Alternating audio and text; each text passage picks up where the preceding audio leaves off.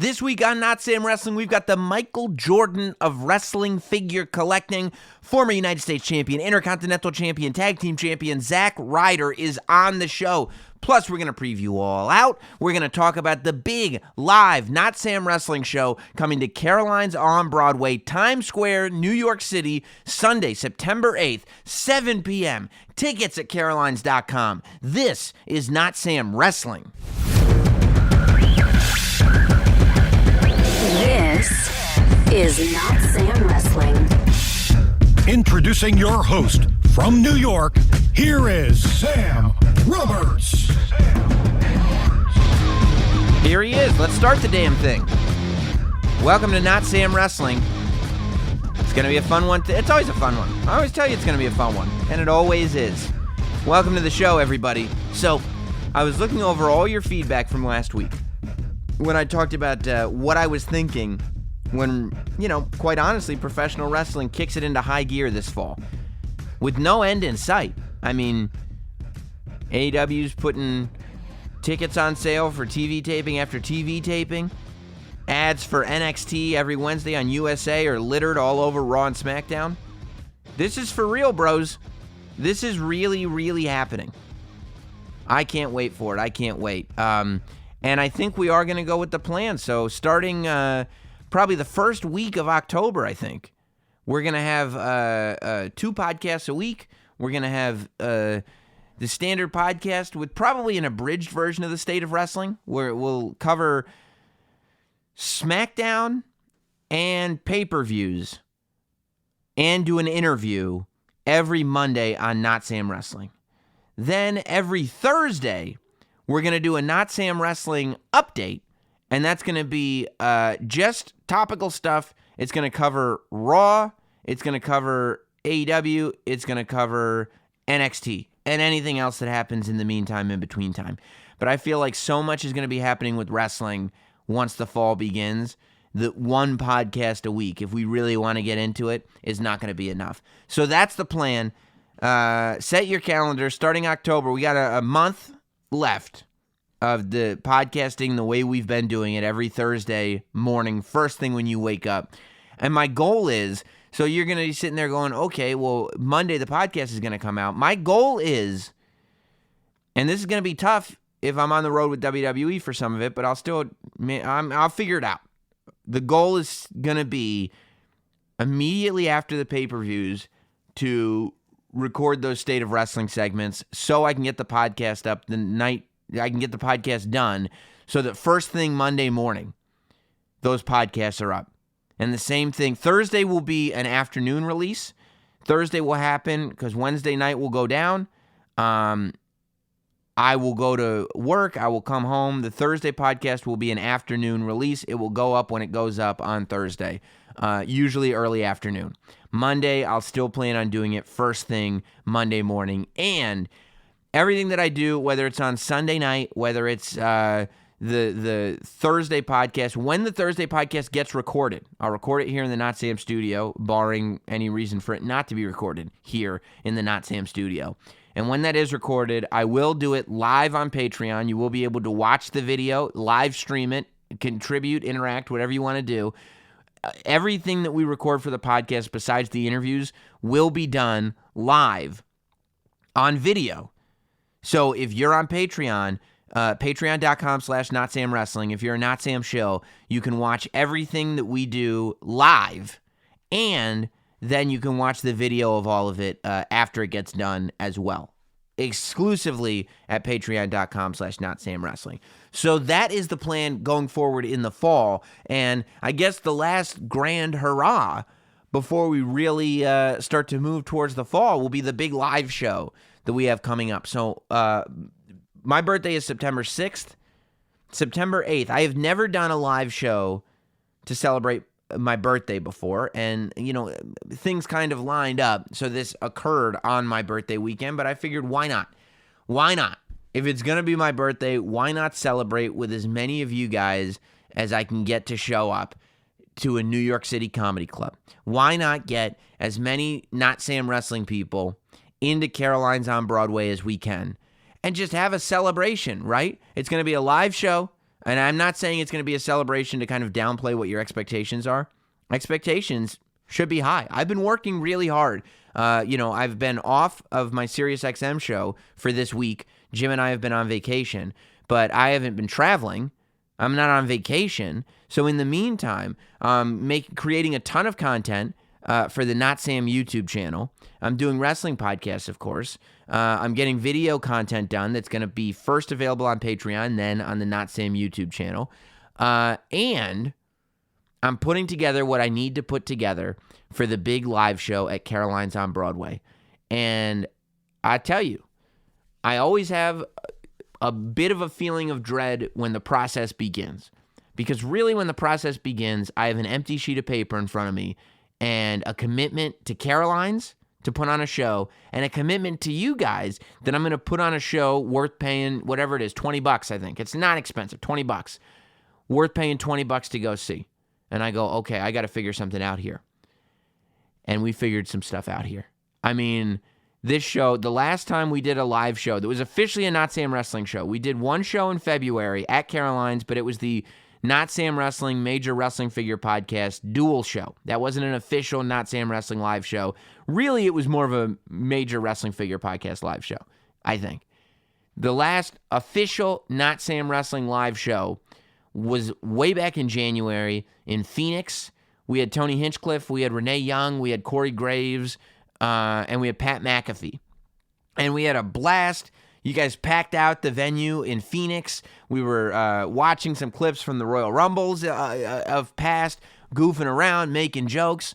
The last time we did an official Not Sam Wrestling show at Caroline's, it was over a year ago. It was to celebrate the 200th episode of this podcast. And the lineup for that one, if memory serves, was Bruce Pritchard, Dalton Castle, Corey Graves, Pat McAfee was there for that one too. And I think that was it. I'm not sure if anybody else was there for that one. But this one, if everything pans out, might be one of my favorite lineups ever. And that's a big hurdle to get over. You know, I'm trying to get as much representation as I can get. I'm talking I'm trying to get some main roster representation. I'm trying to get some WWE Hall of Fame representation. I'm getting representation from the announce staff. I'm trying to get as much representation as I can on that stage so we can entertain the bejesus out of all of you. So if I could recommend you do anything, it's to come celebrate my birthday. Look, at this point in my life, if I'm going to throw myself a birthday party, I'm going to try to make sure it's not lame, okay? Like, there would be nothing more depressing than sitting there and realizing this party sucks. I'm an adult. What have I done with my life? So the pressure's on. And guess who ain't going to crack? Yours truly, the last professional broadcaster. Get your tickets now. I'm trying to keep as much a surprise as possible. I think it's going to make for a much more special show if I keep as much a surprise as possible. And quite honestly, I want those people who decided not to go to this show to just be looking at Twitter and Instagram and just feel FOMO, just in the pit of their belly. Just get that FOMO feeling. So it's going down. It's happening. Sunday, September 8th. A week from Sunday, 7 p.m., Caroline's on Broadway in Times Square. It's the night before Monday Night Raw returns to Madison Square Garden, and it's going to be a barn burner, okay? Get tickets now, carolines.com. You can also go to my social media. You can go to notsam.com. They've all got links to get tickets to the big live Not Sam Wrestling show at Caroline's on Broadway. Speaking of that, we got news as it pertains to Raw coming back to Madison Square Garden. We will absolutely talk about that in the State of Wrestling segment. We're going to talk about AEW. We're going to talk about the fact that, look, we got two big wrestling shows that are happening this weekend, both on Saturday. And I'm thinking that may mean that over on the Patreon page, we might need to do two bonus shows on Saturday. We might need to do one show that is a post NXT UK / pre AEW show, and then we may need to do a second post AEW show on Saturday. You guys on Patreon already know what I'm talking about, and you know how we do it. We'll go live on video for you guys that are indie darling and above, I believe. And then audio will come out for everybody that's any tier on the Patreon page, less than $1 a week to become a member, patreon.com/NotSamWrestling. So we'll get into all that. State of Wrestling is going to be a big one. But we got a big interview this week. Speaking of the Major Wrestling Figure podcast, we've had Kurt Hawkins on the show before. He's actually been in the Not Sam studio before, which is why, way back in the day when he was making cracks about my collection, he knew it wasn't true. But we've mended fences since then. Myself, the Major Wrestling Figure podcast, as far as wrestling figure collecting goes, we've mended fences. We're all friends again. I've been sharing with you guys some of the interviews that I did when I was in Toronto for SummerSlam. This is the last of the set. Hopefully you collected them all. If you didn't, go back and download them. But Zack Ryder is the guest this week, and it was media day. Zack Ryder decided to sit down, and most of these shows, most of the people invited to media day were doing like 5-minute interviews. Not only because there were tons of superstars there, so they wanted to get as many interviews as they could, but because it was the right thing to do. They wanted to be able to share these superstars with fellow journalists that were there covering this event. Me, Zack Ryder comes in, pulled up a couple of chairs, set a camera up on a tripod, pulled out my recorder with one microphone. I decided to go one mic on this one. After the criticism, maybe I'll go 2 mics on the next one. And we just talked. And, the point was, in my mind, was to talk about wrestling. And I'll tell you right now, most of this is geek stuff and action figure talk. It is. But we get into personal drama. We get into wrestling stuff for sure. And it's a great conversation between myself and Long Island IZ, Zack Ryder, the Michael Jordan of wrestling figure collecting. You guys know I'm a big wrestling figure collector by now. I just got Ultimate Edition Series 2, Shinsuke Nakamura and Bret the Hitman Hart in the mail. They're amazing. I'm going to post them on my social media, but these Ultimate Editions that Mattel are putting out are just next level. And I think that Zack Ryder is also very happy with them. We don't talk about Ultimate Edition, but we talk about a whole lot. Ladies and gentlemen, my guest this week from the Major Wrestling Figure podcast is the man himself, Long Island IZ, Zack Ryder. The Not Sam Wrestling interview. Hey guys, let me just take a second to tell you all about a new service that I found recently. We've talked about it on the podcast before. I'm talking about Monday.com. Now, Monday.com is a team management tool that improves your office workflow. Let me tell you all about it. You can track projects. You stay productive. You go through everything. No more emails and spreadsheets and random files and whiteboards and all that stuff. Monday.com is going to organize all of it and track everything in one place. If you're trying to get organized and you're trying to run a business properly, Monday.com is the tool that you're missing. It's intuitive, so it takes almost no time to set up. It's flexible, which means that it can do basically anything that you need it to do. Think about how much time you waste searching through old emails, trying to find information. Oh, he said this at some point, but where was it? Where was that attached file? No more of it. It's a nightmare. Monday.com organizes everything in one place, so you're not wasting time searching and searching and searching. It creates accountability. You're also not going to need to email people and say, hey, where's this thing I asked for? Hey, what's your progress like on this? No.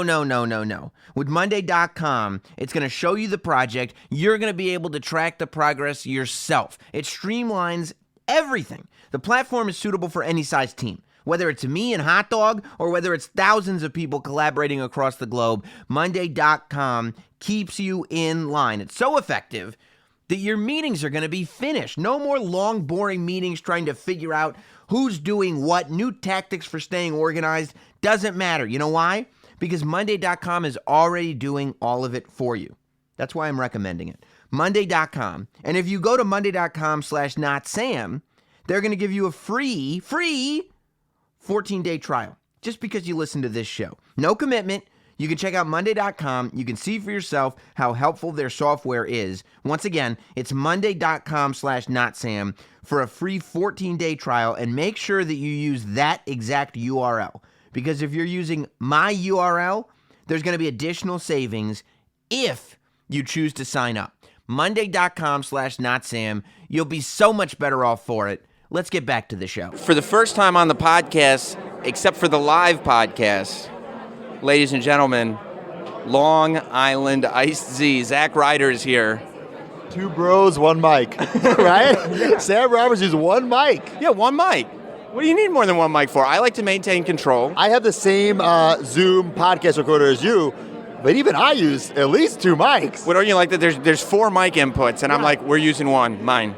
So when Hawkins and I interviewed the Singh brothers, we made them share one mic. So it's 2 Singhs, one mic. Right. Yeah. But if you have that recorder, you could put 3 mics in. Right. But you didn't want to for the Singh. I had one, Hawkins had one, and the Singhs had one. Okay, you could have put 4 in too. I could have. But you didn't want to. But they were lucky enough to be on the show.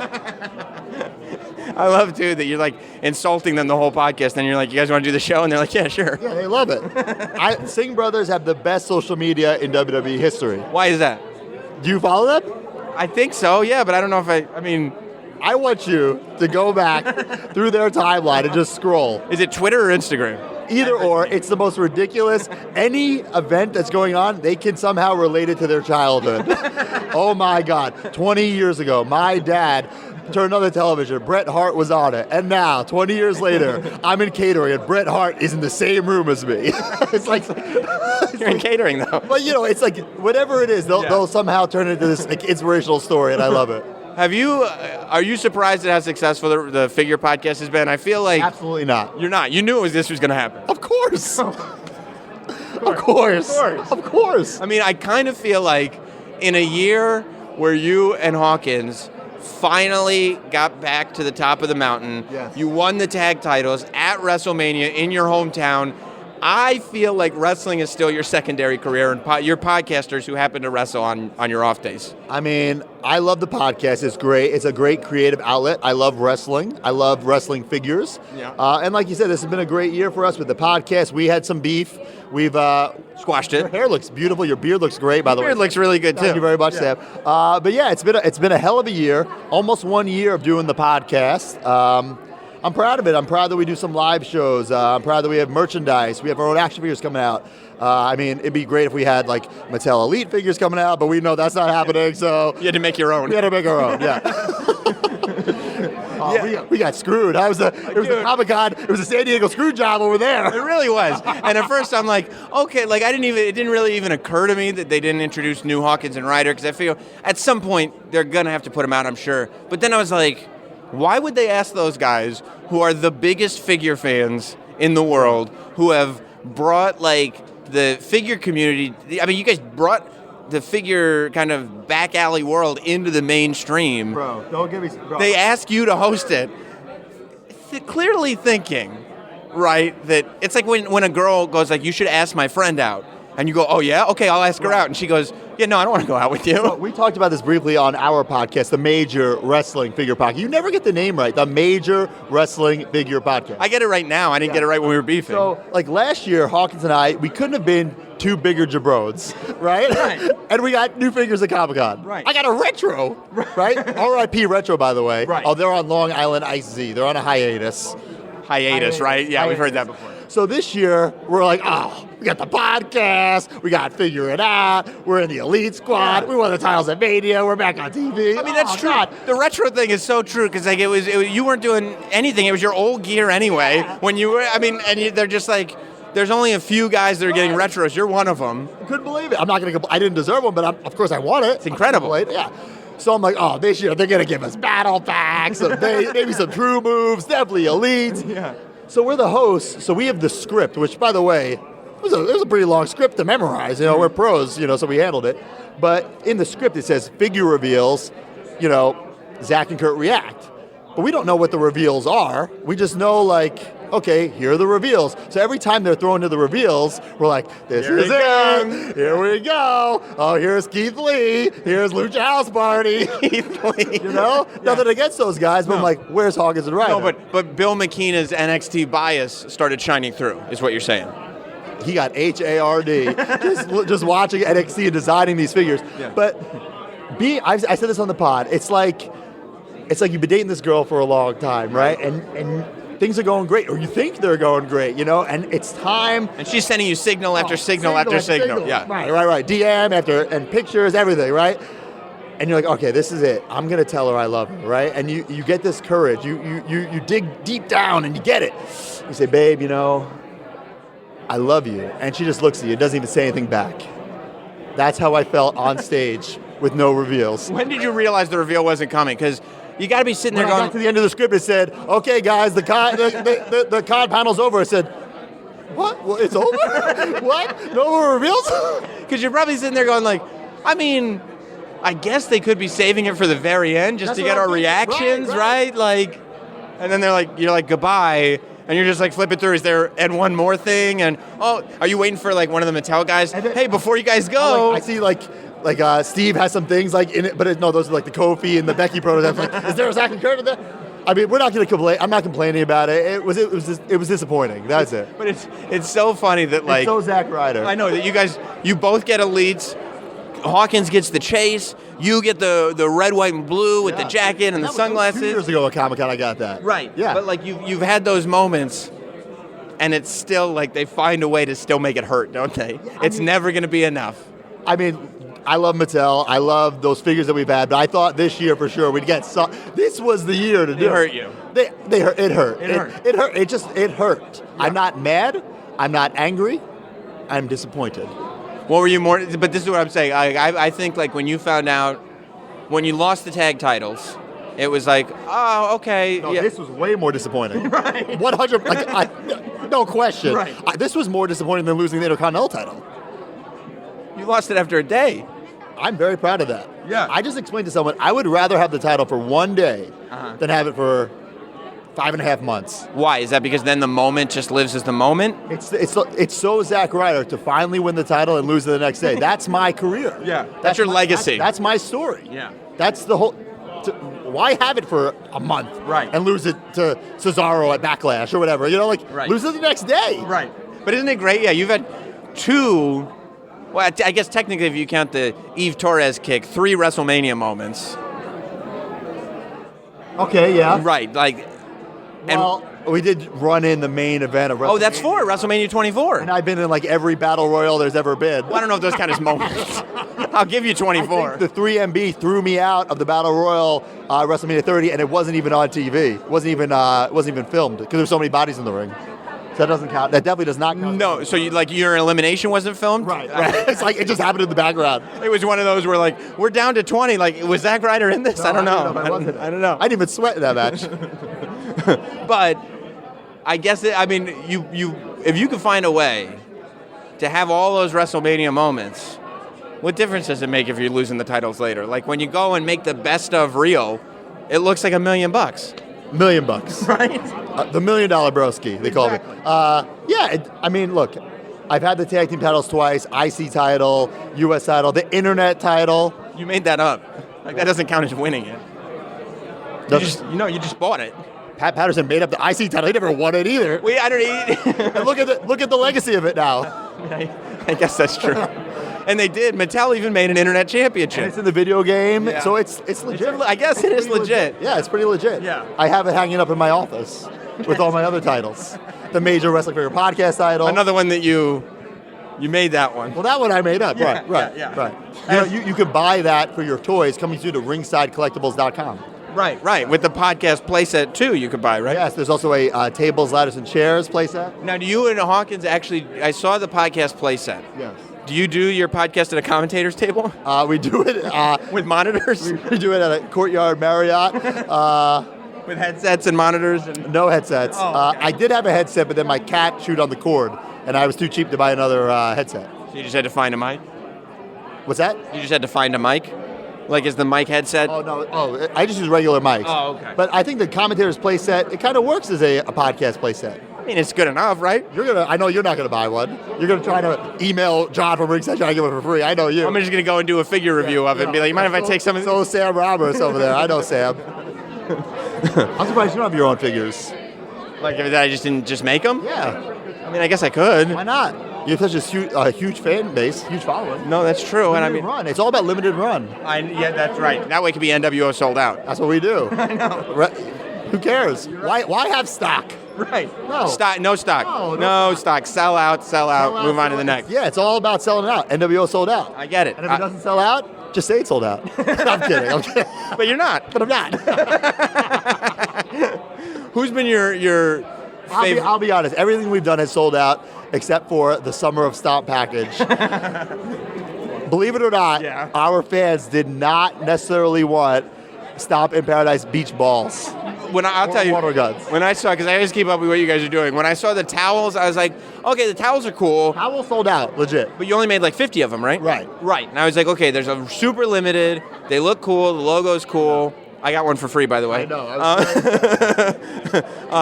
But when I saw the beach ball package, I was like, seriously, if people buy the Summer of Stomp Don West beach ball package, like I'm like, now, this is like Oriental trading stuff. You know what I mean? I thought for sure this was going to sell out like in seconds. So much so that I paid Don West my hard-earned money to film a commercial. I'm like, who cares how much it costs? These things, we're going to be like swimming in the dough with this thing. We're going to be making it all back. Look at all these mini super soakers we're going to sell. The website, I thought zombiesailor.com glitched because because like 5 minutes later there were still so many left. You thought traffic was so massive for this drop. But it just turns out that people didn't really want the beach ball. We had a beach ball, a water gun, a koozie, a beach pass autographed by Hawkins and Ryder. There was something else, sunglasses. They didn't want it. I couldn't believe it. Our back scratchers sold out. Dog tags sold out. Shot glasses sold out. Summer Stop package didn't quite sell out. But if you came to our live show, we gave the rest away. So technically they're gone. There's no stock. There's no stock. That's what's important. They technically did sell out. We included them in the ticket price, kind of. You know? So, free gift. Yeah, so they're sold out. Yeah, no, I think it counts. I think it counts. You know, you made your money back. And you have enough merch. You don't have anything. Why don't you partner up with Zombie for some pins? I guess so. Just your face with the beard. You think? Yeah. Limited run. Limited. Yeah, you got to sign the card back, though. It's all about the signature. And you got to make a nice card back, right? Zombie does that for you. Does it. Why don't you do it? I'll do it. 100. Here's the trick. You say limited of 100, but you really make like 125, and then you give them away like to your friends, family, some giveaways. Got it. Right? People, some social media influencers. Yeah. You know that Jurassic Park Mattel people said I can't get the Jurassic Park figures. I can't be an influencer. Why not? Politics, they told me. No. So because you're on the wrestling side of Mattel, you can't be the Jurassic Park guy? I went over to the Jurassic Park section of Comic-Con, and I was like, wow, these are great. You know, how come Because they put the doctor figure out, right? What's his name? You know, the old guy. John Hammond. John Hammond. Is he a doctor? I think he's a doctor. He started Jurassic Park, for God's sake. He found a mosquito in a tree. That's true. Anyway, so I said, I would love to send some of these. How come I can't? How do I go about being like an influencer for these? And they said, you can't. I said, why not? Politics. I thought they'd want someone with 2 million followers posting pictures of their dinosaurs. Apparently not. No. Did you try to follow up on like what that meant, or when they said politics? Okay. I just said, you know what? Screw it. I just went on eBay and I bought the dinosaur I wanted for $40. It's so funny. Toy politics. You understand? Politics. I get it. Isn't it Mattel that does it? Yes. It's the same company. I couldn't believe it. I mean, you know, to be fair, I think that there is something going on because for whatever reason, every time I buy NECA stuff, I at NECA, I tell them I'm buying it. Yeah. They never reply to anything I post. Nothing. I love NECA. I love NECA too. I have all the horror figures. I have all the exclusives from Shout Factory. I have all the Ultimates. You have the Ninja Turtles? No, I get the movie figures. That's what I'm talking about, the movie Ninja Turtle figures. No, I get the horror movie figures. Oh, the horror movie figures. I'm not a horror guy. No, you like cartoons. Yeah, that's true. Well, I was going to plug myself again. Last year at Comic-Con, NECA made the VHS of the Turtles. It looked amazing. And I'm on the back. Like, no. Instead of like having like movie reviewers, it's like toy reviewers. Like, these figures are sick, Zack Ryder. That's great. Yeah. Did you keep it? So is that one you kept in the box? No, but I kept the box. Yeah. Because NECA appreciates me. Yeah. Mattel, No, not so much. Not in the WWE or the Jurassic Park section. Oh boy. It's not good. Bill McKenna is sweating so hard right now. He's not liking this. He's not liking it. No. So what did you? When did you kind of stop liking stuff? Like I feel like you developed your hobbies. I'm the same way. Yeah. You developed your hobbies as a kid, and you were like, no, this is the stuff I like: Turtles, Ghostbusters, wrestling. And then maybe you get into high school, you're like, and boy bands. Sure. And you're like, and now this is just it for life. Well, I wouldn't say I've stopped liking things. Well, have you developed new hobbies and fascinations? I like Stranger Things. Okay, well What? it's a complete throwback to. I mean, I like Stranger Things too, but that's because they reference like this last season of Stranger Things. Every episode had like 19 references to something from when we were kids. Well, every episode has that. Yeah. Well, that's why I love the show. I think nostalgia is in. I think it's never. I think it's never been in like it is now. Yeah. And like you can go into Target and buy Ninja Turtles figures from 1990, like 1990 like style figures at Target now, or T-shirts or whatever. So like I love that I get to buy things from my childhood, things that were actually produced during my childhood. Now things that are like like reimagining things from my childhood, or like the cooler versions of like the 1990 movie Turtle figures. Like they take the technology that they have now and just remake the old figures. Yeah. So, but when did you decide, like, okay, I have my stuff, this is where I'm going? I don't think I necessarily decided that. I just think there's nothing really that's come out recently. But you're not like a Power Rangers guy. I was a little too old for Power Rangers. Right. Nothing against it. Right. Like my little brother liked it, so I watched it, but it wasn't really one of those things. Right. Stranger Things, I'm into that. Right. But I see what you're saying. So there's like Ghostbusters, Turtles, Star Wars, but now there's new Star Wars. Right. So like. So it is new stuff. It's just no, I get it. Do you like the new Star Wars movies? I do. Listen, people are saying like it should be removed from canon, like Last Jedi. You know what that means? Removed from canon? Removed from canon? No, I don't know what that means. Okay, so canon means like I don't even know how to describe it to you. I'm about to explain it, but I can't even explain it. Uh-huh. So people want that movie, Last Jedi, removed from the Star Wars universe. Got it. They want it to not exist. Like that doesn't count. Which was The Last Jedi? Was that last the movie? Not the J.J. Abrams one, the one after the J.J. Yes. Yeah. People want it like removed. Oh, that's the one that everybody hated because they said the first one was just like New Hope, Right. but people liked it. Right. And then but it was just like New Hope. And then the second one It was too different. It was too different. Yeah. Make up your minds. Right. First one's too similar. Second one's too different. Come on, guys. Right. Like the fact that we have these Star Wars movies in 2019 is incredible. But there's no way that I didn't even see The Last Jedi. Of course not. But So Sam Roberts not seeing it or not yeah, doing it. I didn't even watch it. But there's no way that The Last Jedi is worse than the 3 prequels. Absolutely not. Right. Those prequels, listen, the prequels sucked, Right. but I still love them because they're Star Wars. Right. You know what I'm saying? Yes, absolutely. Right. You gotta appreciate it. Right. Right. You got to be loyal to the brand. Of course. Right. And there's always something in there. Like there's that essence of Star Wars that you're like, Right. yeah, this Like- sucks, but at least I'm in the world. Like in The Last Jedi, like they have Yoda, but he's like an old school puppet, not CGI. Like I love that. I appreciated that. Yeah, you forget about that stuff. Like I went to see Ghostbusters, the first Ghostbusters, at a movie theater like a year or two ago. They had it on like 35 millimeter or whatever, and like just watching it in that environment and seeing all like the puppets and the real sets and the no CGI, and I'm like, this is like it's tangible. Like it just feels. I like it so much better. Me too. I hate the CGI stuff because if you watch it like 5 years later, it's already dated and looks like you know what I'm saying? As opposed to like a lot, like for instance, Ghostbusters, the proton streams still look good. You know what I'm saying? Like, yes, it's I guess that is whatever technology that was, but even like the Terror Dogs and the Marshmallow Man, like that's not a real Marshmallow Man, you know, and it's not CGI, but how they do it, the practical effects and everything like that, and the giant, you know, how do you describe it? It was a man and like a set, and it's a miniature cars, but they made it look real. Like it's, you know what I'm trying to say? Absolutely. It looks great. Absolutely. I think it does too. And you know it's not like real, but you also you still get lost in it. Absolutely. You know what I mean? Because it feels like there's something going on. How about those Mattel Ghostbuster? Well, that's what I was going to ask you about. You got segue. think about it. Is Undertaker, Shawn Michaels, John Cena, Rock, Stone Cold, Kurt Hawkins, and Zack Ryder. I mean, I do think we should have been in the line, at least me, screw Hawkins. But the fact that we got these one-of-ones, it's really cool. I have it in my Detolf Zigglers. Do you have any Detolf? I've got a couple Detolf. Yeah, I have it on display. It's a great, it's a one-of-one, custom, whatever you want to call it. It's great. I'm honored to have it. And I will tell my grandchildren that it was really in the line. Right. Yes. That's a lie, though. It is a lie, yes. That is a lie. Did you get to... Is it? Did they make 2 sets? So do you have a Hawkins No. and... I have it's like the 2 turtle doves from Home Alone 2. like I have one and Hawkins has the other. So this is like your and Hawkins' best friend's necklace. Exactly. Now you're forever linked. Yes. Crossing of the streams is bad, you know? Right. But all right, think about it this way.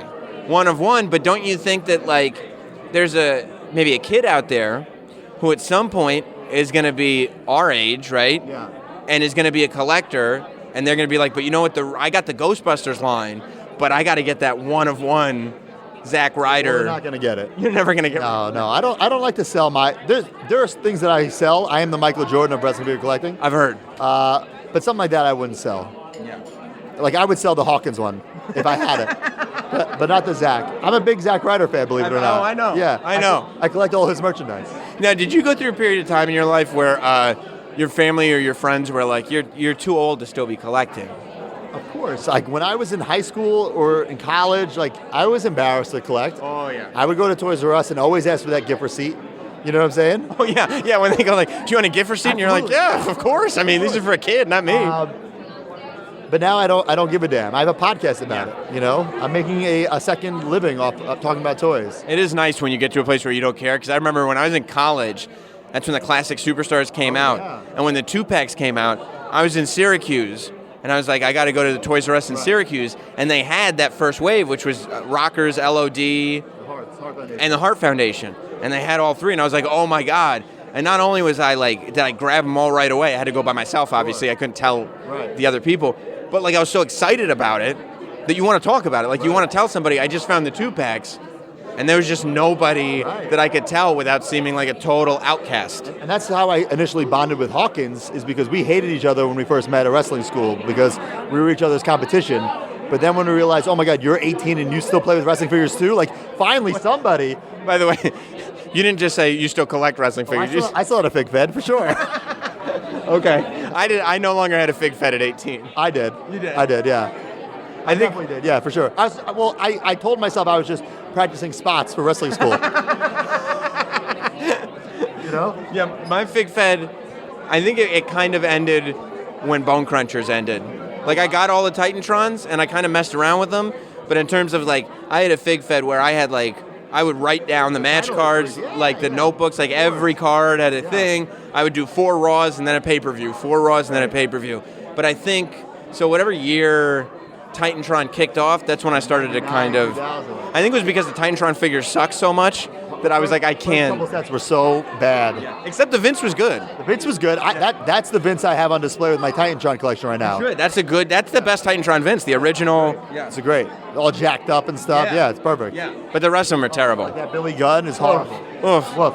So bad. Who else can you talk about wrestling figures with here, Sam? Nobody. Now, I'm definitely your best interview of the day. Probably the lowest views on whatever channel this is going on, but the most interesting. Yeah. Although, I mean, our truth was just on here talking about God knows what. Okay, but people, yeah, all right. You know, have you been surprised at the people that you've talked to in the locker room? Because you've had guests on the show that all have figure stories as well. Are you surprised at how outward they are with that stuff, about how you and Hawkins have kind of opened up that world to the rest of the locker room, being like, oh yeah, we did this too? I think it's a different era. Yeah. You know, when Hawkins and I got on the main roster in 2007, we were like 21, 22, and everyone else was grown men. You know, like Undertaker, Bob Holly, JBL. Those guys didn't grow up playing with LJNs. You didn't talk to JBL about his fig fed? Oh, right. Like they didn't grow up like collecting the foam fingers. They didn't grow up going, so like it was a different era. And now everyone in the locker room grew up at the same time we did. Like everyone, we've been there for so long, but we're still young. You know what I'm saying? So everyone now grew up in the same era, grew up with the sleeping bags and the bed sheets and the ice cream bars. Well, yeah, that's the difference. That and I've talked to people about this before. That all the guys now grew up fans, but in an era where it's like wrestling was like a live action cartoon. Right. You know? Before we go a step further, I want to remind you guys about one of the most loyal sponsors to the show, a sponsor that I hope each and every one of you is supporting whenever you get the chance. Of course, I'm talking about SeatGeek. Not only should you be supporting them because they're so loyal to Not Sam Wrestling, but because they're actually an amazing service. I mean, think about how many live event tickets that you can get out there. Millions of them, whether it's sports, live music, comedy.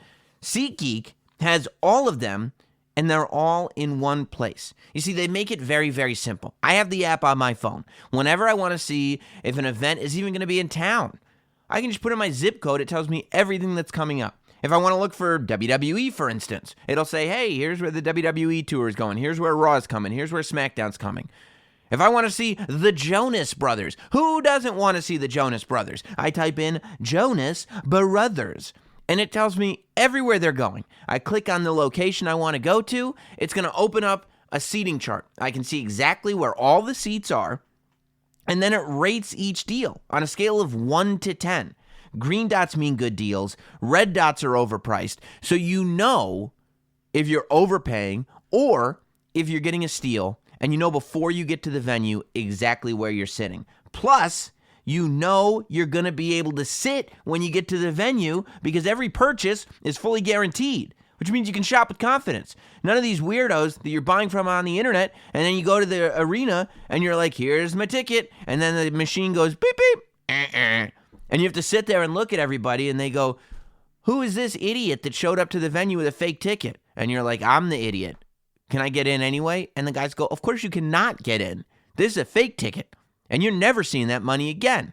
That'll never happen with SeatGeek because, like I said, all of the tickets are fully guaranteed. It's no wonder SeatGeek has over 50,000 five-star reviews.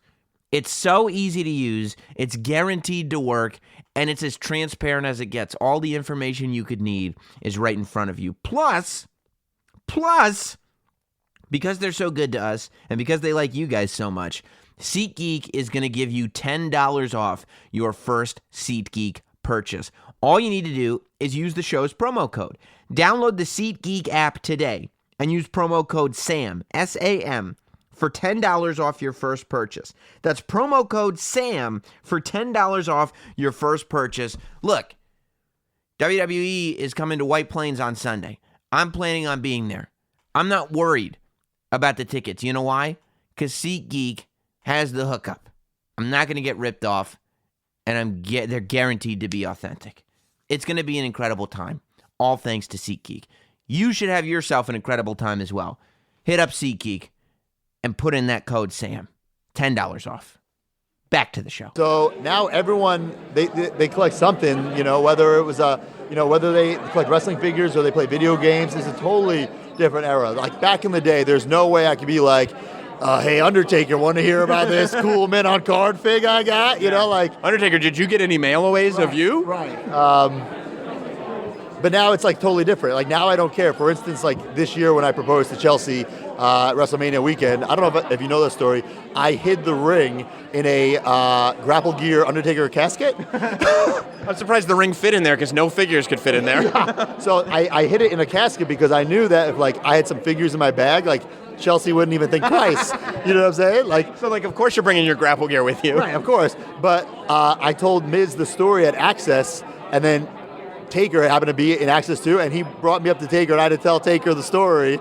And now I don't give a damn, but 10 years ago, I would have been crapping my pants. What did he say? He was laughing about it, but I would never have told him that story 10 years ago, but now it's... No, and you shouldn't have 10 years ago, but now I can go up to him and be like, what up, Dad? I don't care. I can just talk to him, and everyone's cool about it, so it's cool. Well, yeah, I mean, you've been here 10 years, right? You've over 10 years. It's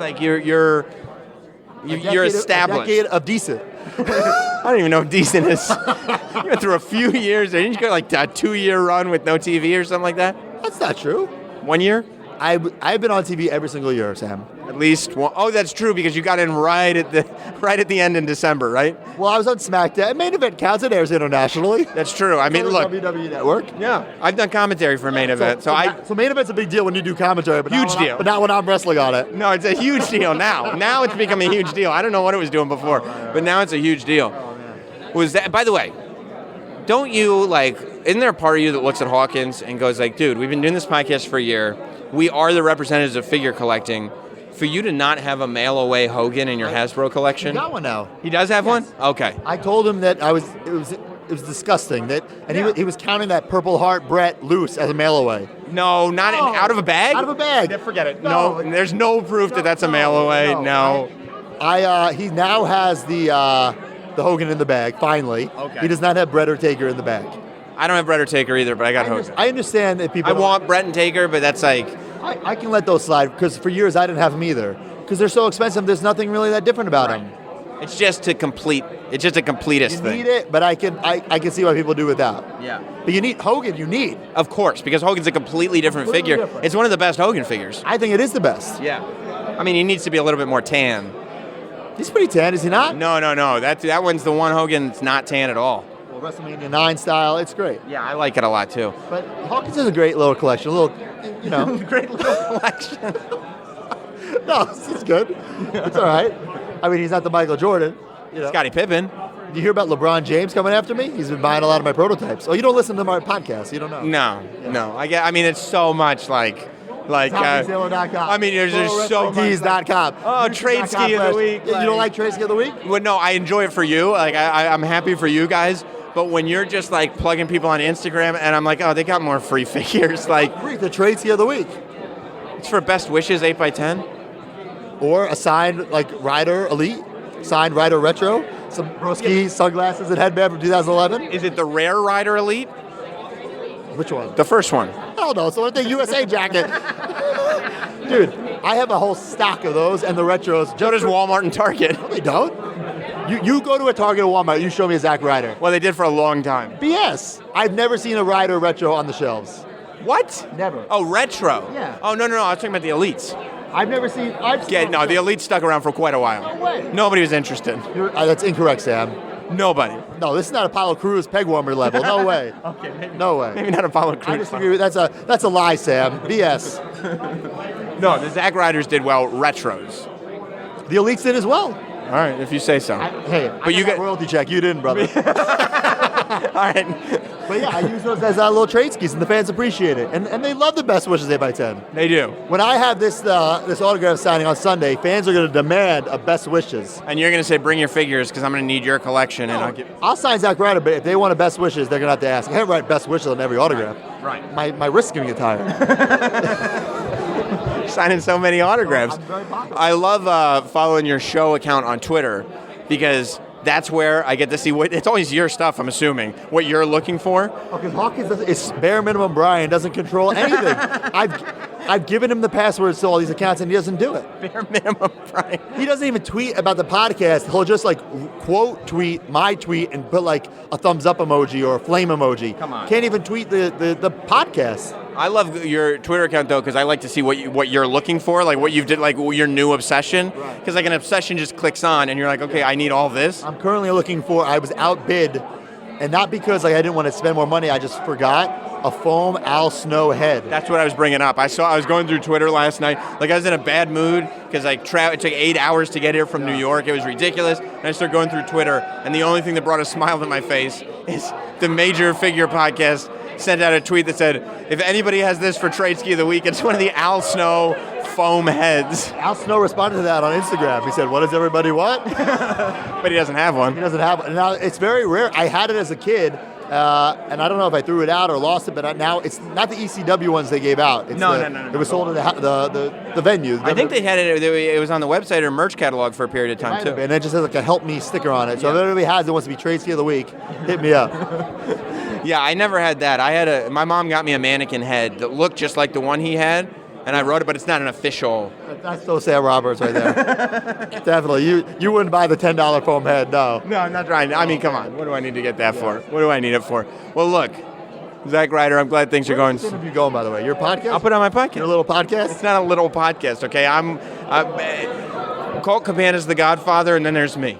I will give you credit, Sam. You've been in this game for a while. Yeah. So I give you credit. You've been hustling. Everybody gives me credit when they first start their podcast, and then they do better than me, and then they forget me. I don't give you credit for my podcast. That's not what I'm saying. I give you credit for being a hustler and working hard, being a hard worker. Yeah. I remember meeting you, or not, I don't know if we met, but I remember doing an interview with you at Ringside Fest in 2011 or something like that. Yep. All these years later, you got that beard.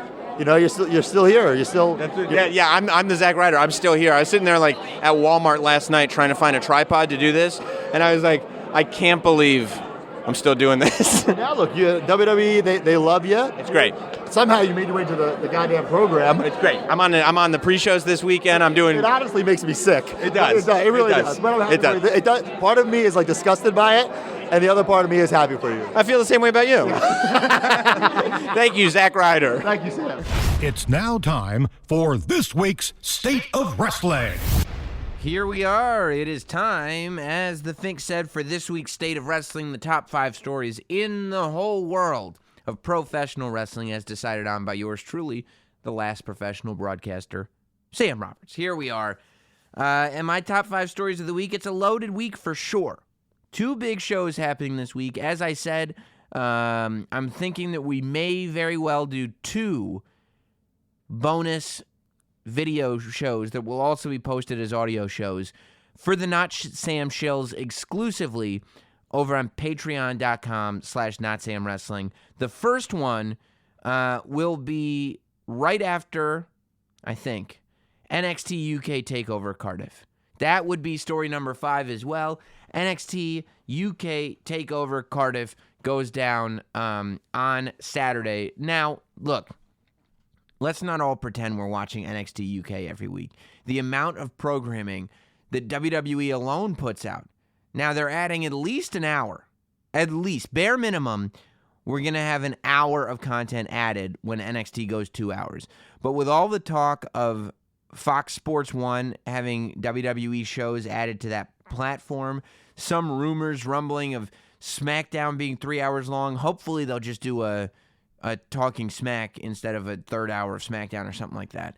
But idea is there'll be even more content in a month or so. So, plus AEW, that's 2 hours right there plus pay-per-views. So, I don't get to watch NXT UK every single week. However, I watch all of the live specials, and so far, they have not struck out once, and that goes back to the original UK Championship tournament when Tyler Bate was crowned the first ever WWE UK champion in a main event match with Pete Dunne, and we've seen the careers of Mustache Mountain and what's happened with kind of the top-tier guys in that tournament since that tournament happened. You know, especially Pete Dunne. Pete Dunne carrying that title as long as he did. He was just part of a tremendous triple threat North American Championship match at the last NXT TakeOver. It's amazing to watch these guys. And at some point, you're going to see Tyler Bate. You're going to see Pete Dunne. You're going to see a lot of these guys on the main roster, I believe, at some point. Right now, I'm glad that they're not on the main roster because they add a lot of star power to the NXT UK brand. Now, technically, Pete Dunne is, I think, in NXT, not NXT UK. He's kind of distanced himself, of course, since losing the NXT or the WWE UK Championship to Walter, who is the force to be reckoned with in NXT UK. But there's some rumors floating around. Cesaro mentioned on Twitter that he was heading over to Cardiff for NXT UK TakeOver.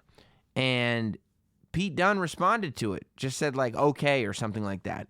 But rumors are now flying that maybe there's going to be a surprise Cesaro-Pete Dunne match at NXT UK and TakeOver. And I really hope that happens on Saturday. What a match that would be. And it would be so great for Cesaro. I think, if anybody, Cesaro desperately needs the opportunity to have a 5-star match, to have a match that everybody's talking about. And let's be honest. The people performing at TakeOver Cardiff are aware that they're performing on the same day for the American audience. I mean, I guess for the UK audience too, although I think with the time change, technically AEW All Out is on Sunday morning. It's the same hours of difference, but they're ahead of us. The reason that we're getting this special in the middle of the afternoon is because it's prime time over in the UK. But realistically, these guys are going to want to put on a show that people are talking about on Sunday, knowing that AEW has their pay-per-view happening as well. They want to be able to get at least some of that spotlight.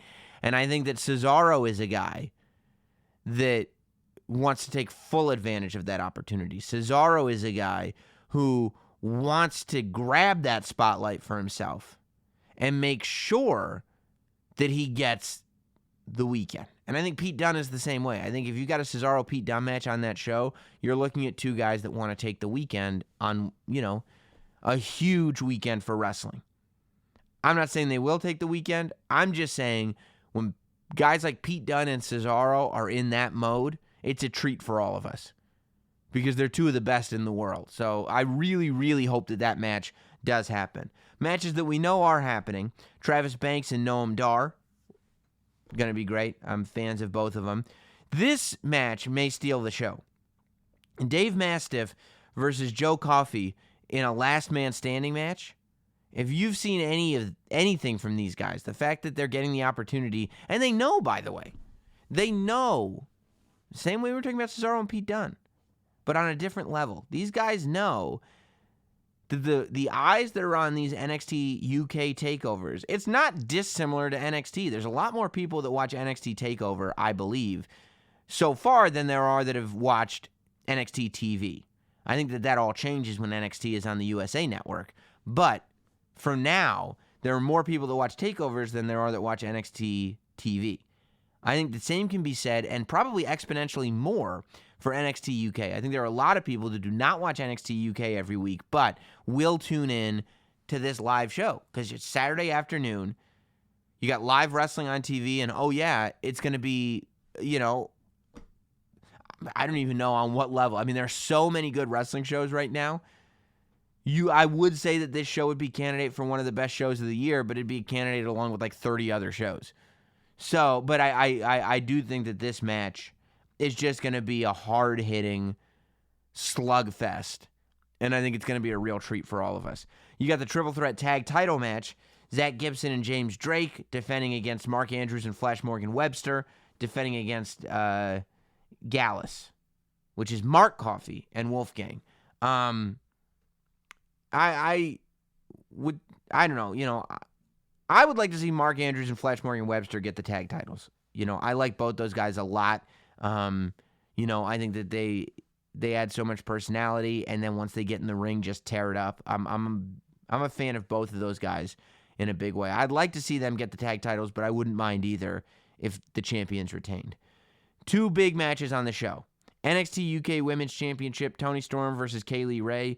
Toni Storm has some of the biggest buzz of anybody in all of the NXT UK brand. I think that you're nuts if you even consider taking the NXT UK Women's Championship off of the waist of Toni Storm. Look, I think that when you talk about the women that NXT UK has put on a platform, I think Rhea Ripley is going to be one of the biggest stars that NXT UK produces, period, male or female. I mean, Rhea Ripley, to me, I wanted her to hold the NXT UK Championship forever until we got a champion versus champion Shayna Baszler Rhea Ripley match. I think I could say the same thing about Toni Storm. I would love for Toni Storm for the next year to hold on to that NXT UK Women's Championship, or maybe not even for a full year, maybe until March, WrestleMania season, at the takeover that would go down in, where is WrestleMania? Tampa? Takeover Tampa, I guess it will be. That's a nice alliteration. Put Toni Storm as the NXT UK Women's Championship against Shayna Baszler as the NXT Women's Champion. I think it'd be cool. But I want Toni Storm to hold on to it forever. And then you've got Walter versus Tyler Bate, which is perfect because Tyler Bate is so small that the stuff that he's going to be able to do with Walter is going to be amazing. In terms of selling, he's going to make Walter look like an ogre. But the fact that he is freakishly strong. I mean, you see the quads on this guy? Just freakishly strong and so good in every position in a wrestling ring that the fact that he's going to be able, I believe, Tyler Bate is going to be able to pull off moves against Walter that should be impossible for a guy of his size. I think that Tyler Bate was the good guy star coming off of the NXT UK Championship tournament. And for me, the only thing that stole his star power was Pete Dunne. All I cared about coming off of that NXT UK Championship was Pete Dunne. Immediately, I was like, this guy's my favorite. This guy's the man. This guy's a star. I had him on the podcast not long after that UK Championship tournament. Before the NXT UK was even a brand, I had Pete Dunne on the podcast because I was such a fan. But I think that Saturday at Takeover Cardiff, that's going to be the night that Tyler Bate reminds people who he is. Because, you know, he had some amazing, amazing matches with Pete Dunne. But eventually, NXT moved on from having Pete Dunne, Tyler Bate, NXT UK champion or WWE UK championship matches.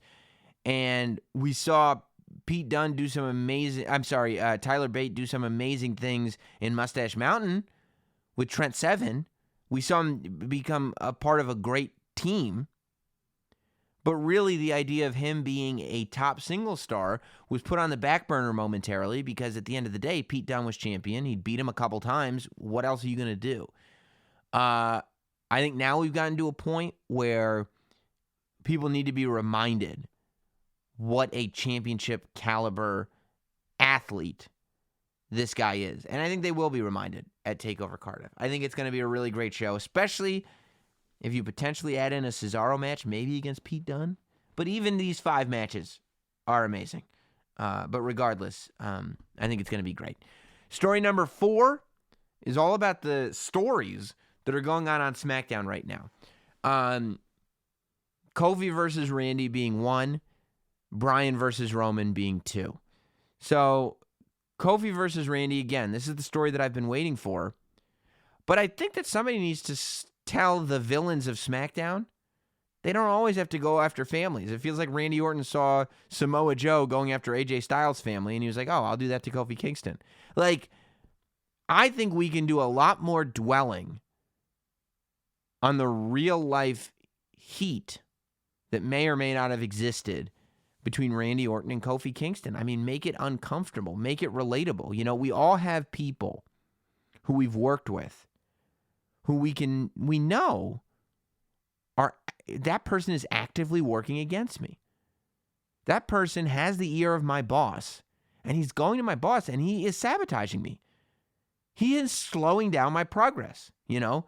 If we're getting Kofi's family involved at all, Kofi should be saying, Randy, I don't want to hear about you going to my son's hotel room. I want to hear you explain to me what gives you the right, what gave you the right to make a concerted effort to take food off of my son's table. The WWE champion makes a whole hell of a lot more money than I've been making over the past 10 years trying to get back into the title scene. I could have been making that money, but you made sure that I didn't get the opportunities. It's like I said to JBL on the SummerSlam kickoff show. You could make the argument, well, if Kofi Kingston deserved it, he would have won the title. He didn't have any title matches. There you go. You can now blend that because you're going like, Sam, like we got to blend some storyline in here. We can't just tell the real story of what's going on behind the scenes. That's true. Why didn't Kofi Kingston have any title matches? Because Randy Orton was politicking against him. Put him at the bottom of the pile. And then have Kofi say it. Have Kofi say, and we all know when you're not the shiny new toy in a certain person's eye in this company, there's not much that you can do to get back into good graces. It took me 10 years and a guy getting injured. The only reason I, Kofi Kingston, was finally able to get the opportunity that I got is because these fans made it undeniable. And once I got that opportunity, I showed the world how ready I was. Randy, I could have done this years ago, and you took it away from me. You stunted my career. You took food off my family's plate. And if it wasn't for Xavier Woods, who you put in a hospital, and if it wasn't for Big E coming to my aid when I needed them most and forming the New Day with me, I don't know where I'd be right now. If it wasn't for these fans making it undeniable, and if it wasn't for Big E and Xavier Woods holding me up like you never did, doing the opposite of what you did, I don't know where I would be right now. And it's not because I'm not good enough, because the minute I got an opportunity, I went to the top and silenced every doubter. Every doubter. You know, tell the story of a guy who has had the best post-WrestleMania season of any WWE superstar on the roster. Tell that story. This is not a flash in the pan. Kofi went to SummerSlam and is left. He is still the champion from WrestleMania. And he's still a believable champion. And he's still the champion that people want. Randy Orton's the guy to say, well, yeah, now you're ready for it. No, dude, I've been ready for it. Now, apparently, you're ready for it. But that doesn't really bother me. What bothers me is that you actively campaigned against me, you know? That's the story that I want to see more of. Less of the, like, you know, I'm never mad when it gets personal. You know, it's relatable. Somebody was messing with my son, I'd be furious. Like, yeah, I get it. Bring out the angry side in Kofi. But I think you could bring out the angry side in Kofi by citing really getting into everything that happened 10 years ago. Because the build up to SummerSlam, you scratched the surface, but you didn't really dive deep. You didn't make it ugly. You didn't make it hurt. You didn't hit the root, you know? You still haven't hit the root with that story as far as I'm concerned. And I think you could. And I think it'd be really good. The other story is the Roman Reigns, Daniel Bryan story. Of course, the whodunit starting to be solved. There are a couple of things with last week, or with this week, last week leading into this week. You know, it's weird. I saw some complaints about, like, how this week kind of nullified last week and how, you know, you couldn't really tell the difference in the video that we watched, which, by the way, why did it take this long to get presented?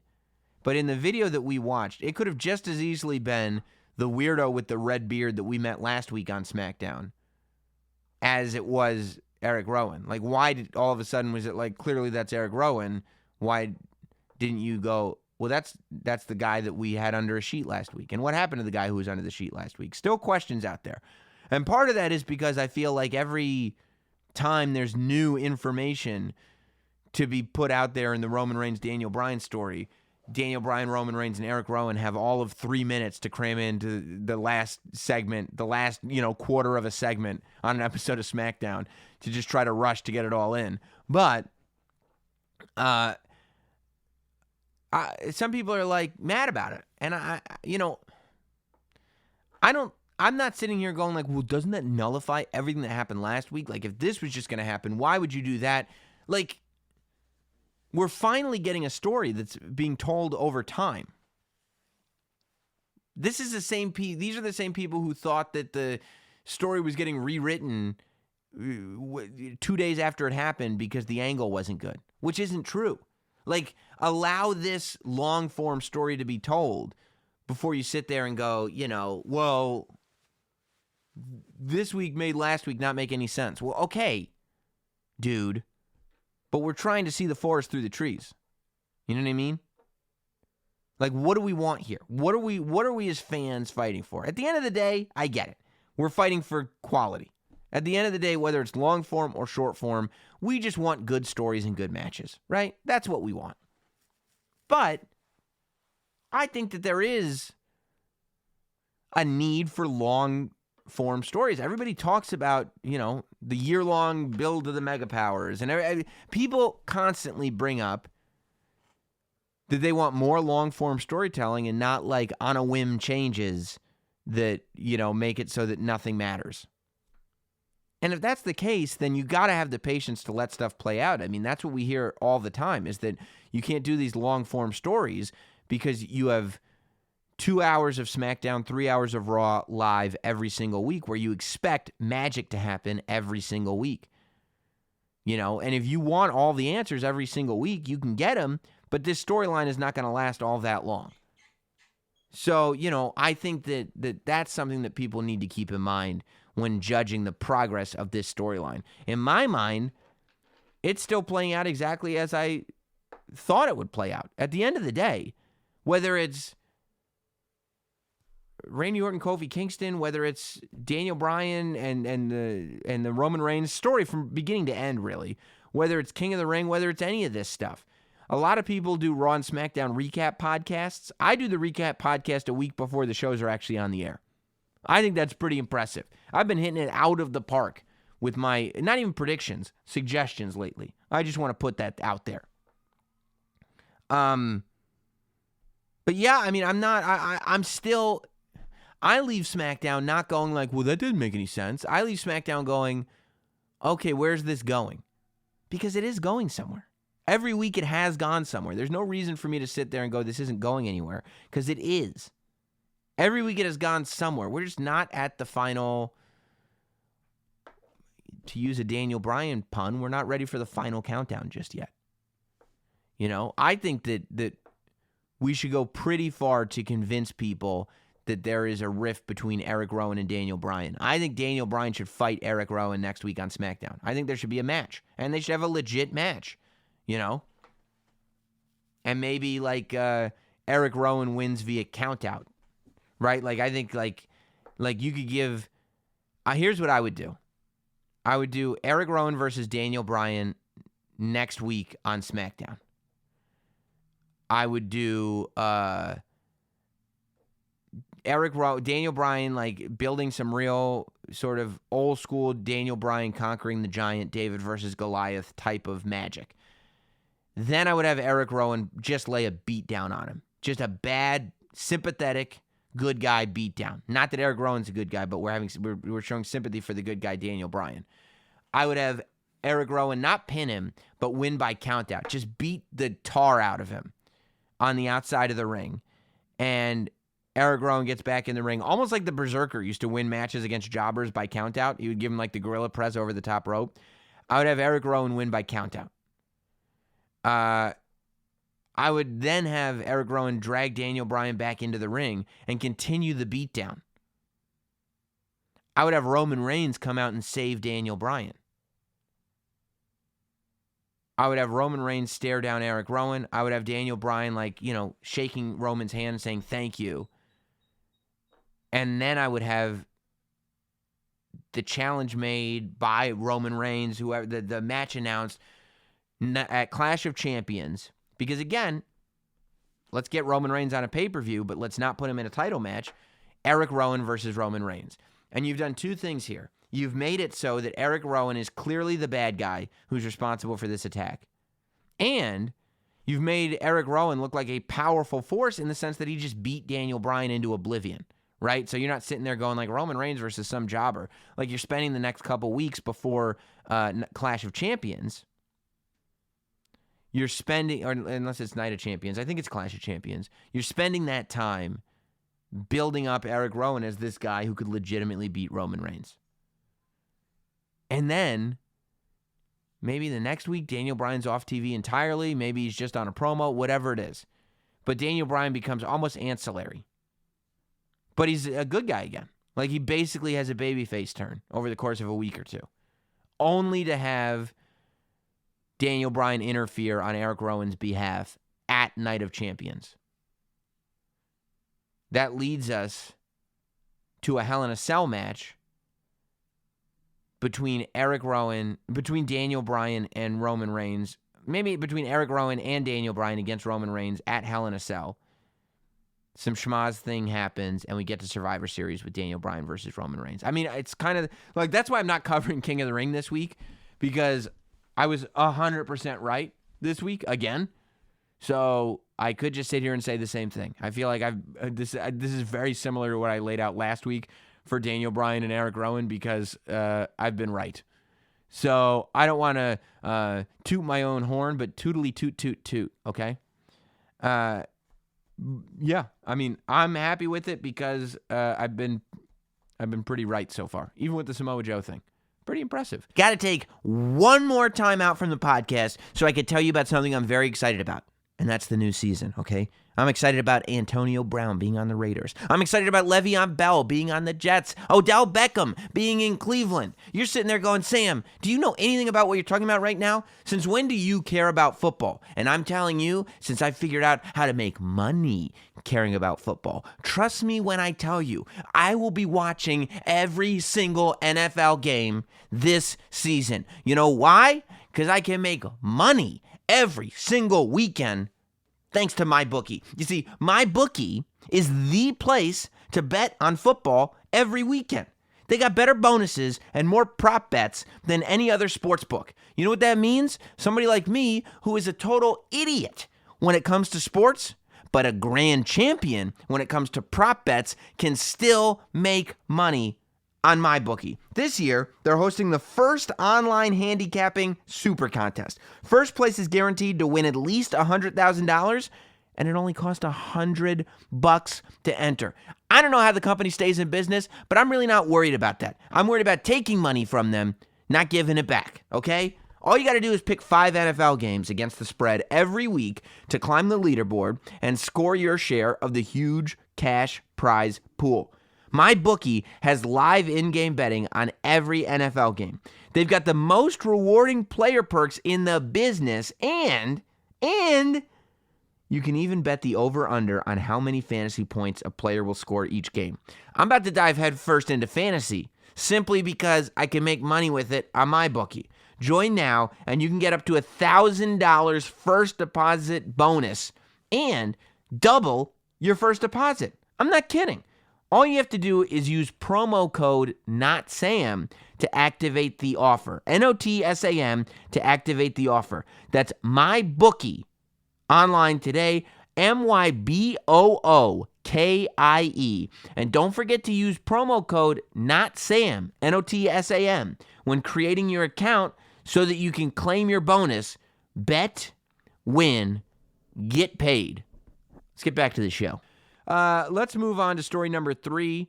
Of course, we talked at the top of the show about Monday Night Raw coming back to Madison Square Garden. We all know that that's a big night. A lot of it is because that's September 9th. September 8th, the night before Raw comes back to Madison Square Garden, Notsam Wrestling will be live at Caroline's on Broadway. Lots of great guests, lots of great fun happening. It's going to be an amazing celebration. Carolines.com for tickets. It's my birthday show. It's everything going on all at the same time. You're going to regret not being there. Carolines.com, Sunday, September 8th, 7 p.m., Notsam Wrestling live. But the news that broke out about that show is that Stone Cold Steve Austin will be at Raw in Madison Square Garden. Big deal. Madison Square Garden is a big spot for Raw. Madison Square Garden, I remember because I was there, is where Kane got unmasked for the first time.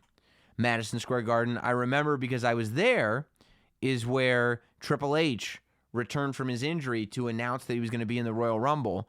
He returned from his quad injury, and it was literally to this day, it was the biggest crowd reaction I've ever heard. It was incredible. People forget in that era how popular Triple H was. He really was. Madison Square Garden, also the night Stone Cold Steve Austin stunned Vince McMahon. And that was a bigger deal than I think people even realize. Because Vince McMahon was not sort of, people knew, but on screen, he didn't really play up the fact that he was the owner of the company. But this is when Stone Cold Steve Austin was out with his neck injury coming off of SummerSlam 97.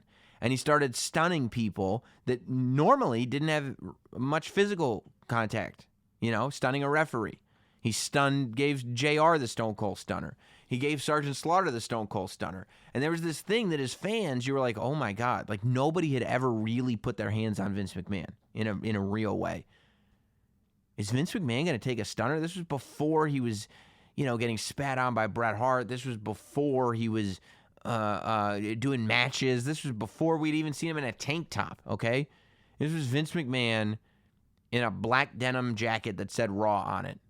Before that was as casual as we'd ever seen him. Before that, it was just that weird sky blue double-breasted suit. So he stunned him at Madison Square Garden. Huge moment. Huge, huge moment. Madison Square Garden has missed the last few moments. They didn't get Raw 20 or 25, I guess it was. There's a couple of them there. It's been years since Raw was at Madison Square Garden. Stone Cold's coming back. And you would have to imagine that a lot of this has to do with promoting his show. And that there is a high likelihood that this could go like Raw Reunion went, where Stone Cold comes out, he does a promo. It could go like the Raw 25 show went, where he comes out, he does a promo. Maybe he stuns Vince McMahon again. And nobody would be mad if Stone Cold just comes out and has a fan service moment. But hear me out on this. What if Forgive the noise in the background if you hear it. What if Stone Cold Steve Austin, he comes out, he's drinking beers, he's doing the whole thing with everybody. Mr. McMahon comes out. Not Shane, not Stephanie. We don't want an exact repeat of what happened at the Barclays Center. But Mr. McMahon comes out and he goes, Steve, we've had good times and bad times. You know, it was right here that you stunned me. But Steve, I'm glad we're on the same page. Blah, blah, blah. They go back and forth, right? They tease it. We kind of know what's coming. They cheers a beer. They tease it. Oh, Vince, I'm not going to stun you. Okay, great. Steve says it. I'm not going to stun you. Blah, blah, blah. There is one more thing, though, Vince. And he goes, what's that, Steve? And he goes, there was something I told you all those years ago. And Vince goes, what's that? And he goes, DTA, you stupid son of a bitch. Don't trust nobody. And then he stuns him right there. Right there. Boom. People go nuts. DTA, he's up on the top rope. Da-da-da-da-da-da. Da-da-da-da-da-da. First corner, second corner, third corner. He goes up to that fourth corner. He puts his arms up in the air. Boom, boom, boom. One of the lights goes out. Oh, my God. Stone Cold looks around like, what is that? Boop, boop, boop. Another one of the lights goes out. The fans are going, no effing way. Boop, boop, boo. There goes the third one. Stone Cold is standing in the ring. He's not going to run from anybody. Boop, boop, boo. There goes the fourth one. This couldn't be. This couldn't be. There he is. The Fiend is here. Stone Cold turns around. He looks at the Fiend. He gives the Fiend the double bird. He puts the boot up to kick him. The Fiend slaps the boot out of the way. And he gives Steve Austin the mandible claw. He slaps the boot out of the way. He grabs him. Stone Cold's looking up at him. He kisses him on the head. We think he's going to give him the Sister Abigail, but he locks it down, puts the two fingers in, gives Steve the mandible claw, and puts Stone Cold Steve Austin down. That's what I'm advocating for. You go to Madison Square Garden with Stone Cold Steve Austin, you do that, oh my God, do you have everybody talking about The Fiend forever. You get the fan service moment. You get Vince taking a stunner again in Madison Square Garden. And then you get The Fiend coming out after laying out Kurt Angle, after laying out Mick Foley, after laying out Jerry the King Lawler. He lays out Stone Cold Steve Austin. Look, a lot of people have laid out legends before.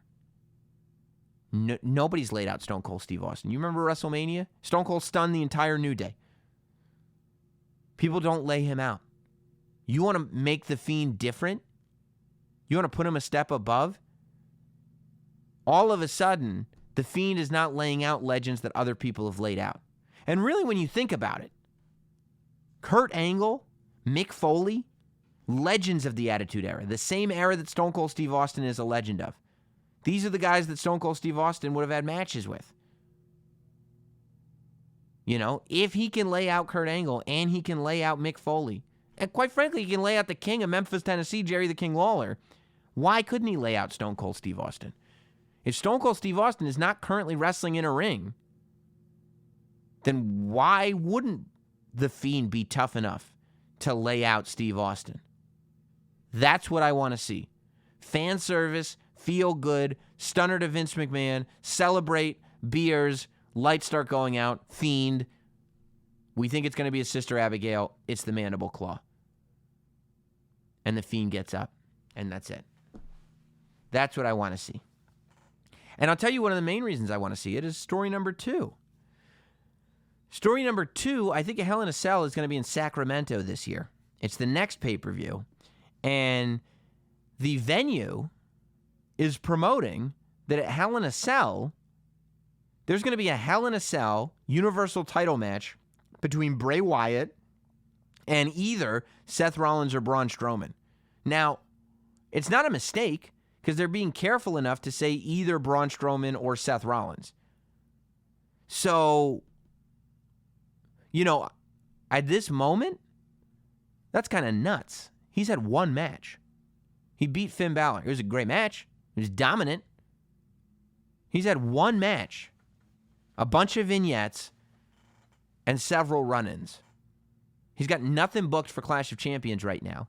He's had no television matches, which, again, I don't think he should. But, so right now, story number 2 doesn't make all the sense in the world. It's almost like you wish that The Fiend would lay out some more people.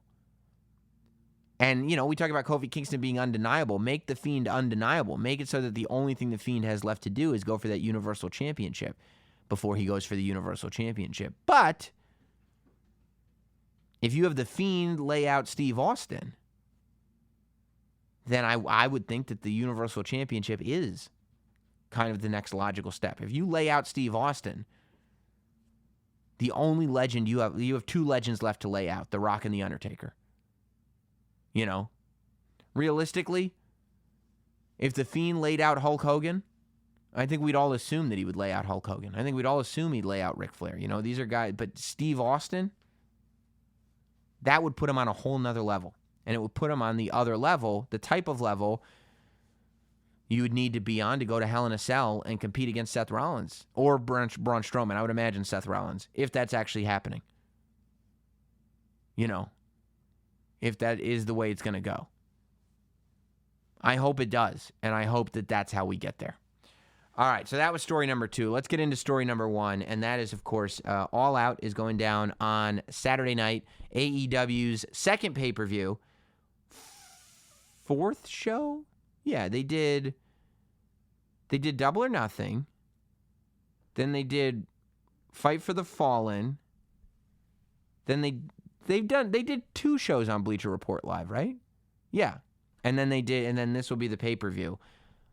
Look, man, I like that NXT is going head-to-head with AEW because AEW has put on, the one pay-per-view they've put on was really great. AEW has not yet put on a show that's been better than the best takeover. AEW has not yet put on a show that, in my opinion, is better than a takeover in this era of NXT. In my opinion. Could they? Yeah, of course. They've got a tremendous talent roster, and they've only put on one pay-per-view. So it's not like I'm saying, AEW is not as good as NXT. AEW is not better or worse than anything yet. It's like Facebook in the beginning of the Facebook movie. We don't know what it is yet. We don't know what it is. Like people who are like, it's better than WWE. No, it's not. It's worse than WWE. No, it's not. They've had one pay-per-view and 2 televised live events, theoretically, right? I would say between October 2nd and the pay-per-view after that, that will be when we can decide what it's better or worse than. When we see the run of weekly television shows leading into their first pay-per-view. I think that's when educated opinions can really start to be formed on AEW. But they took a big hit. Dean Ambrose, Jon Moxley has MRSA in his elbow, and so he's not going to be able to compete at All Out. So the Jon Moxley Kenny Omega match is not happening. If this pay-per-view doesn't suffer too much because of it, it's almost a blessing in disguise because now you've got a big match to go with the next pay-per-view. You know what I mean? It's not like Kenny Omega versus Jon Moxley is going anywhere. So as soon as Jon Moxley is able to compete again, putting that match on the next pay-per-view is still a huge match, right? And they replaced that with Pac, the former Neville, versus Kenny Omega, which is a great replacement. Like, that's going to be an amazing match, especially since nobody really knew what the status of the bastard Pac was. So, I think that AEW has done a good job of fixing that issue. I don't think that it's nearly as big as Jon Moxley because I think there's still a lot of WWE Dean Ambrose fans that want to see Jon Moxley be Jon Moxley and want to see him in a match. That would be by far the biggest match he's had since leaving WWE. So, I think eventually everything will be okay. I think it sucks for this weekend for AEW. It doesn't suck as much as it would have because they got Pac, but it still sucks. Let's go over what the matches are. Of course, the 21-woman Casino Battle Royale. The winner receives a match for the inaugural AEW Women's World Championship scheduled for October 2nd. So I guess that they'll decide. I don't know who that match is going to be with, the way that they did. Unless, no, they didn't say that the triple threat women's match was that. I don't think so. I don't think that they've made any decision as to how they're going to determine who the other woman will be. They could do it Razor Ramon, Rick Martel rules. The last 2 women in this battle royal get the match. But I don't think that they've done that. I think that they're going to have another women's match. The same way they did the men's casino battle royale at the first AEW pay-per-view. That was the one that Adam Page won. Chris Jericho beat Kenny Omega. Now you got Jericho versus Hangman Adam Page. Obviously, there'll be some kind of match to determine who the opponent of the winner of the 21-woman casino battle royale will be to determine the first women's champion. So you've got that, which I think will be tremendous. Rio versus Hikaru Shida. I don't know either of those 2 guys. I have no doubt that it'll be good, but it'll be on the pre-show. Those are the 2 pre-show matches. Then you've got 6-man tag, the trios, Luchasaurus, Jungle Boy, and Marco Stunt. If you're going to have Jungle Boy and Marco Stunt, might as well put them together, right? I like the idea of Luchasaurus having one guy on each shoulder when he comes to the ring. The boys share their dinosaur. Versus, of course, SCU, SoCal Uncensored, Christopher Daniels, Frankie Kazarian, and Scorpio Sky. I don't know. I would.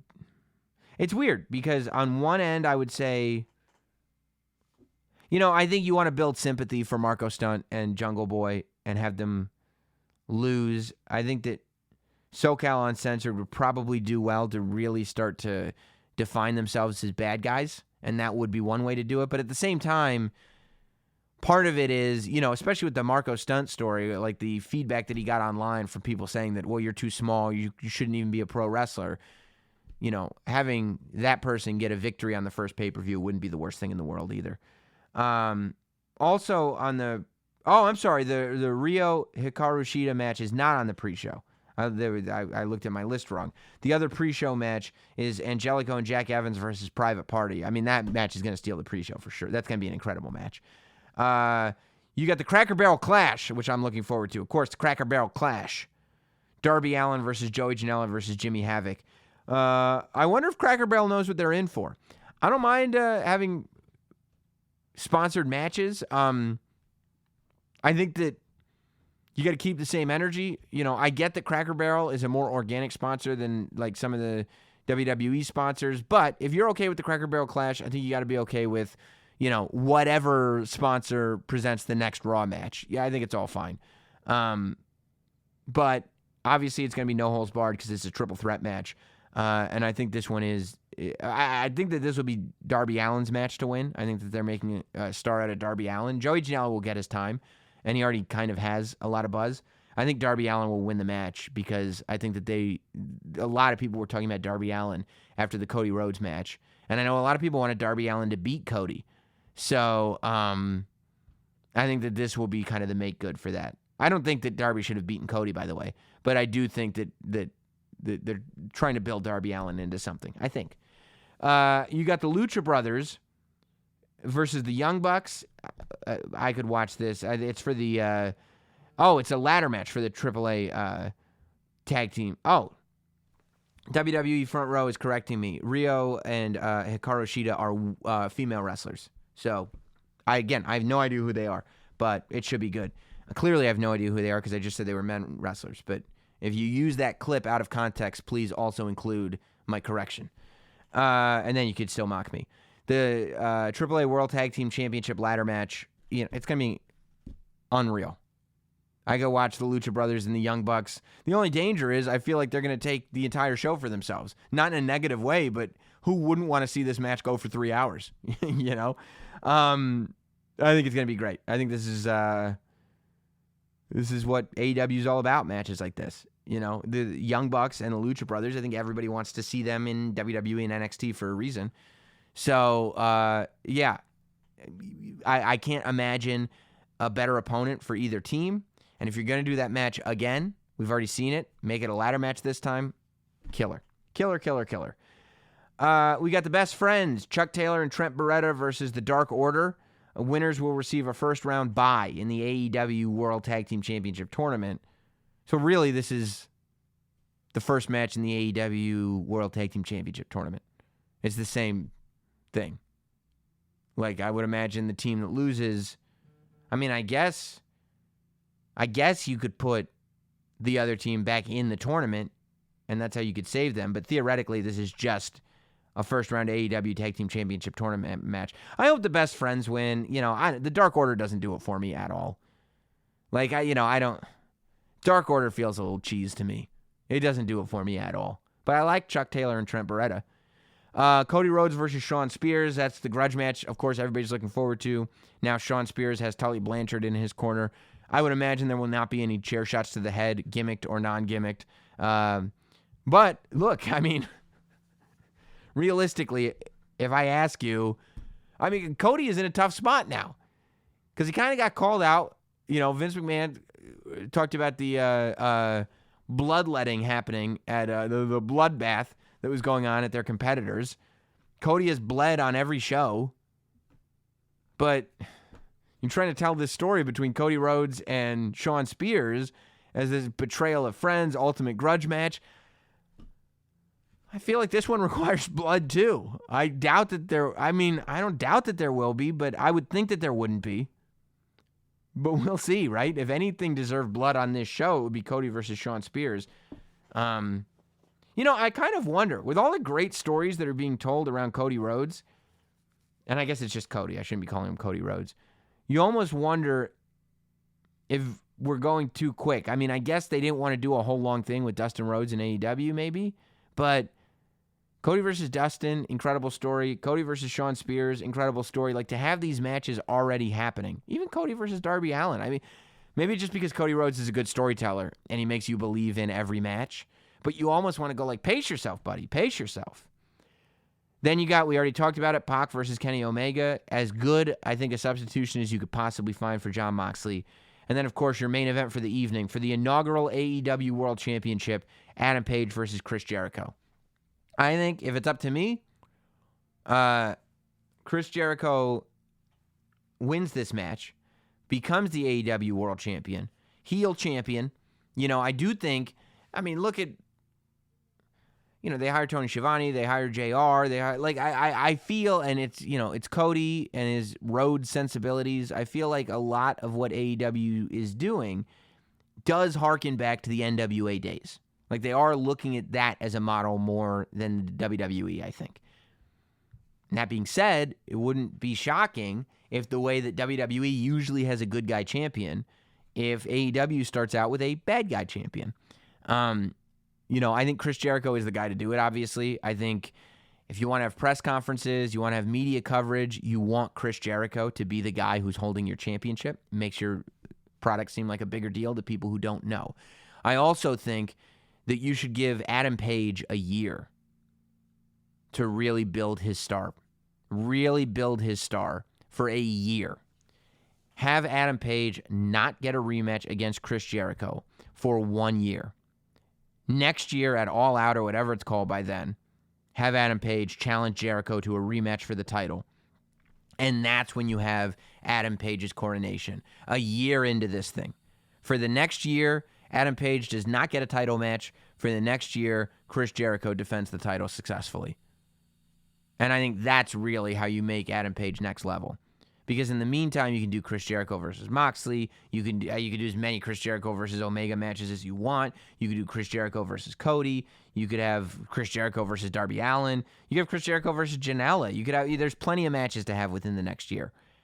And then eventually get back to Adam Page. I mean, who knows? A year from now where Marty Scurll will be, But yeah, that's how kind of I see it going. We'll probably be jumping on the Patreon page, Patreon/Notsam Wrestling, for the Notsam Shills to do a post show after All Out has ended, so you can enjoy that right along with me. If you are a Notsam Shill, don't forget to get those tickets. Caroline's on Broadway. You can go to carolines.com. You can go to notsam.com.